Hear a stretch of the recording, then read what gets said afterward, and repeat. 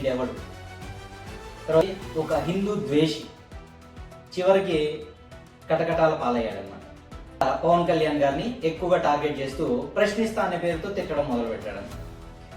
కొడకా దొరుకుతావు కొడక అని చెప్పేసి వార్నింగ్ ఇస్తూ సనాతన ధర్మాన్ని ఒక్కొక్కసారి కొంతమంది ట్రోల్ చేస్తూ సన్నాతుల ధర్మం అని చెప్పని అంటారు. దాన్ని బూతు కింద కూడా వాడతారు. ఎక్కడో బంగ్లాదేశ్ లో పుట్టిన లేఖనా కొడుకులు హిందువులు అసలు ప్రశ్న అని పేరు పెట్టుకుని వీడేం ప్రశ్నించాడు? నక్సల్స్ ని కీర్తిస్తూ వీడియోలు చేశాడు. ఇప్పుడు అక్కడితో కూడా ఆగలే, ఉగ్రవాదులకు మానవ హక్కులు ఉండవా అని వీడియో చేశాడు. ఇటువంటి సన్నాసికి సపోర్ట్ చేస్తూ ఇంకా రాజకీయం కోసం పోస్ట్ పెడుతూ వీళ్ళకి మద్దతు ఇస్తున్నారు చూడండి హిందూ సోదరులు, వాళ్ళని అనాలి ఫస్ట్. జై శ్రీరామ్, అందరికీ నమస్కారం. నేను మీ Bharat. Welcome to our YouTube channel Bharat broadcasting. So ఈరోజు మనము మన రాష్ట్రంలో జరుగుతున్నటువంటి ఒక విషయం గురించి మాట్లాడుకున్నాం. అదేంటంటే ప్రశ్న రావణ్ అలియాస్ జోసెఫ్ యొక్క అరెస్ట్.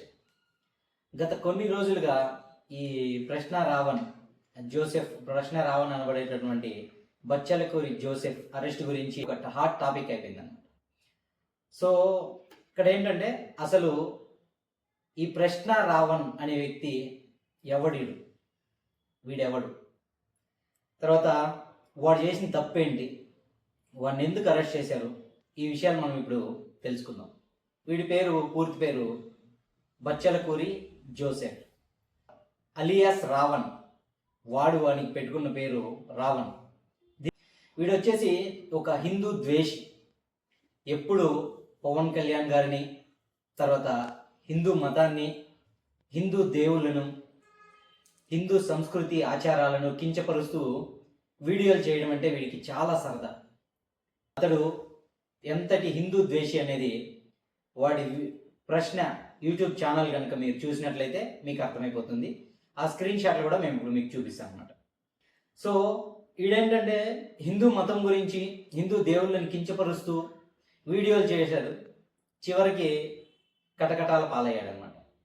ఇప్పుడు ప్రశ్న అని పేరు పెట్టుకుని వీడు ప్రశ్నిస్తా అన్నాడు, కానీ ఎక్కడ ప్రశ్నించలే, కేవలం తిట్టాడంతే. ఎవరిని? హిందూ దేవుళ్ళను, పవన్ కళ్యాణ్ గారిని మాత్రమే ఎక్కువగా టార్గెట్ చేసింది.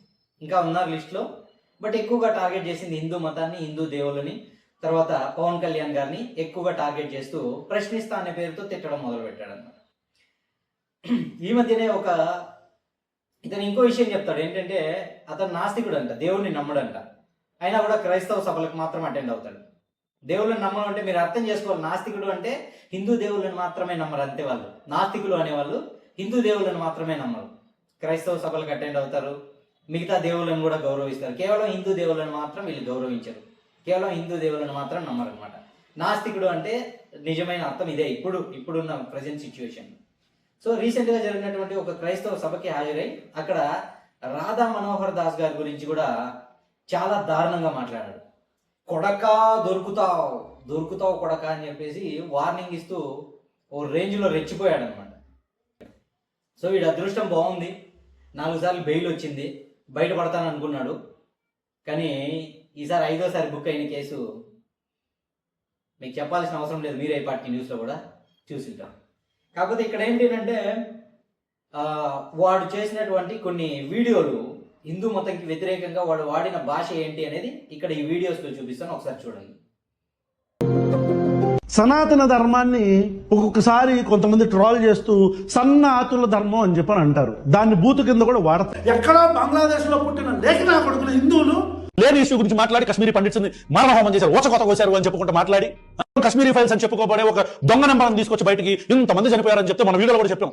100 మంది కూడా లేదు చనిపోయిన వాళ్ళు ఒక 20 సంవత్సరాలుగా చూస్తే. మహాభారతం తీసుకొచ్చి ద్రౌపదిని చీరలాగారు, మన ఇతిహాసాలు చెప్పిన అని చెప్పరా నా కొడక. నువ్వు సొంత రాజ్యంలో తరిమించుకొని రాముడు అని చెప్పనంటే ఎలా ఉంటది?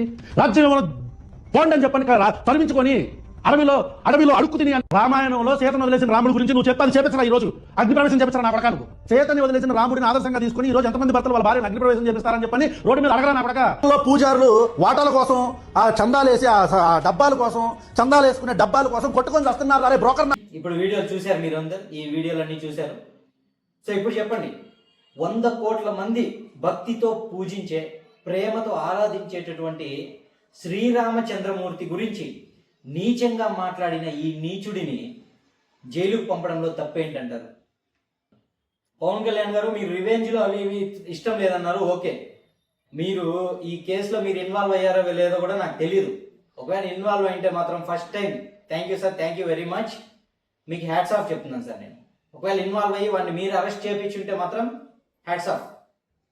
ఎందుకంటే ఎంతసేపు హిందువులు చేతకాని వాళ్ళలాగా చేతులు ముడుచుకొని కూర్చుంటారు అనే వీడి యొక్క కాన్సెప్ట్, వీడి యొక్క మైండ్ సెట్ ఏదైతే ఉందో దాన్ని బ్రేక్ చేశారు ఇక్కడ.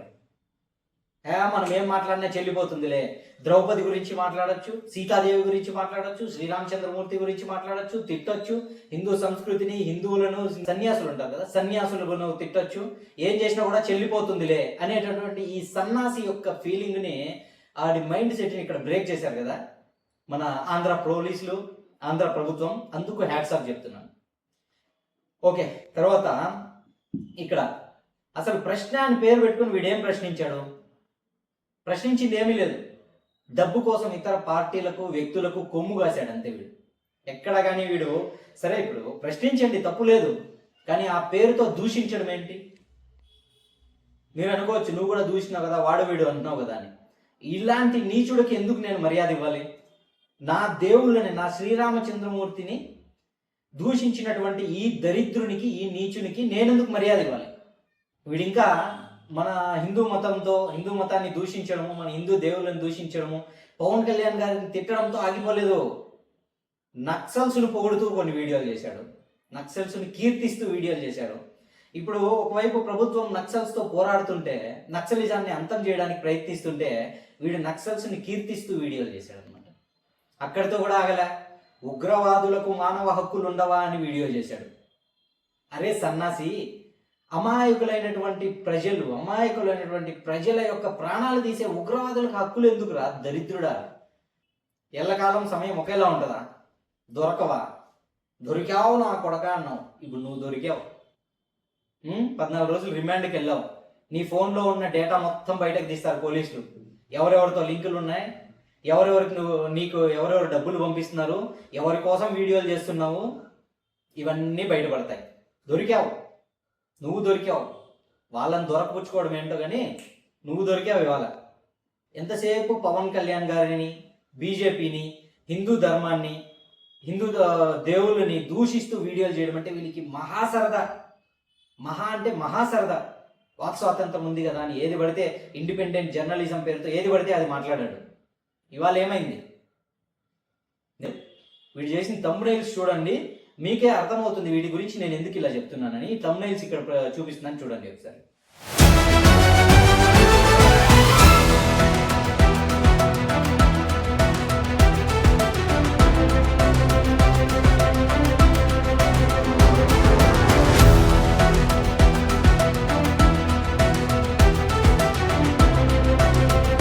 ప్రశ్నించే గొంతుని అణచివేస్తున్నారు, ప్రశ్నించే వాళ్ళని అరెస్ట్ చేస్తారా, ప్రశ్నిస్తే అరెస్ట్ చేస్తారా అని కొంతమంది గగ్గోలు పెడుతున్నారు.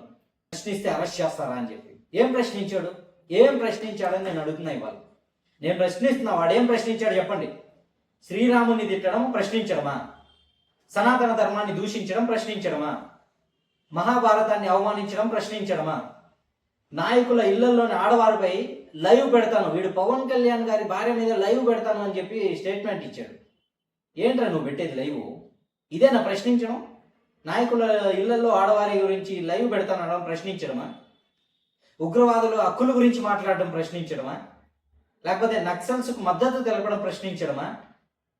ఏది ప్రశ్నించడం? ఏం ప్రశ్నించాడు వీడు? ప్రభుత్వం ఒక విషయంలో ఫెయిల్ అయింది, ప్రశ్నించు.